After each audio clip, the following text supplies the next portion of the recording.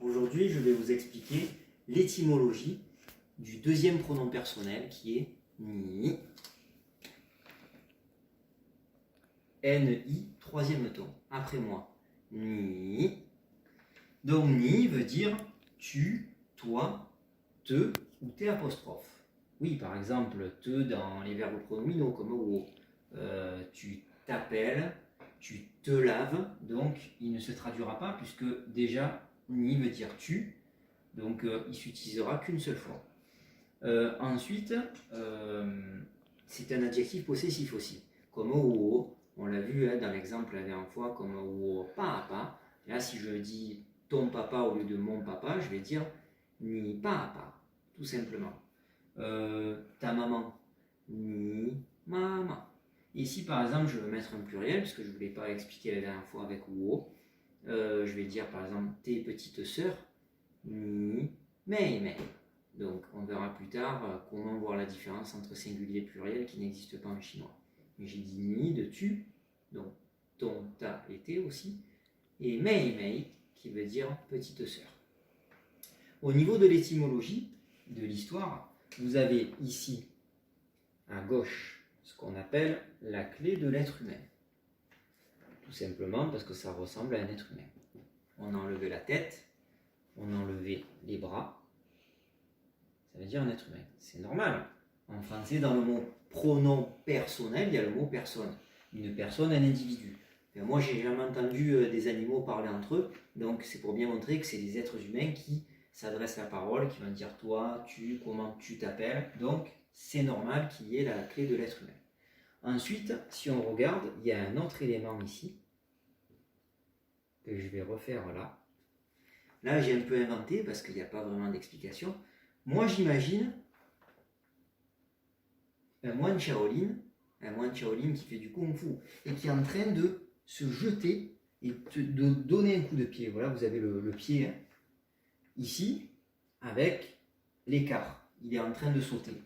Alors, j'ai un peu inventé en me disant que peut-être que vous lui avez manqué de respect et que vous l'avez tutoyé au lieu de l'appeler chefu, qui veut dire maître, chefu, maître.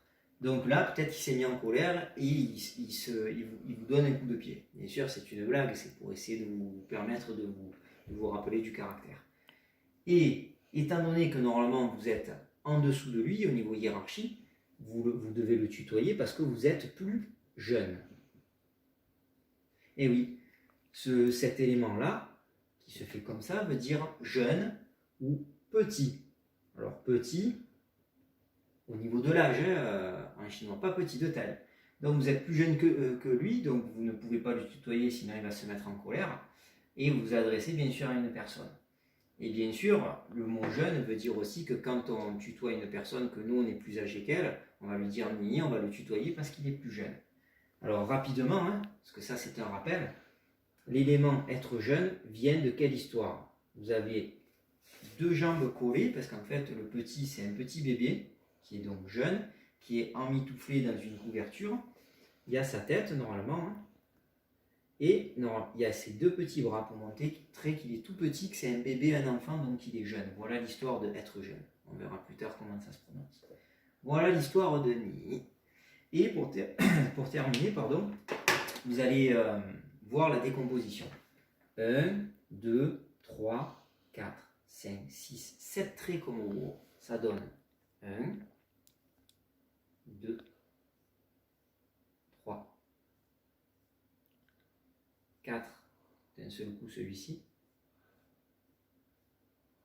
5, comme il est symétrique, il faut le faire d'abord milieu et ensuite gauche-droite,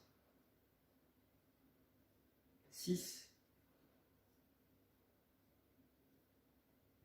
et 7. Pour terminer, je voudrais vous montrer un peu comment ça marche, puisqu'on vient de voir wo dans la vidéo précédente, et là on voit ni. On peut les mettre ensemble dans la même phrase, hein, et utiliser par exemple le verbe aimer d'amour, qui est ai, comme aïe aïe aïe la prononciation. Je t'aime, eux ils vont dire je aimais toi. Wo ai ni. Donc au moins vous pourrez, si vous voulez draguer un garçon, une fille, un chinois, une chinoise, dire wo ai ni, je t'aime. Xie xie, merci de me soutenir. Xie xie, tu wo. 再见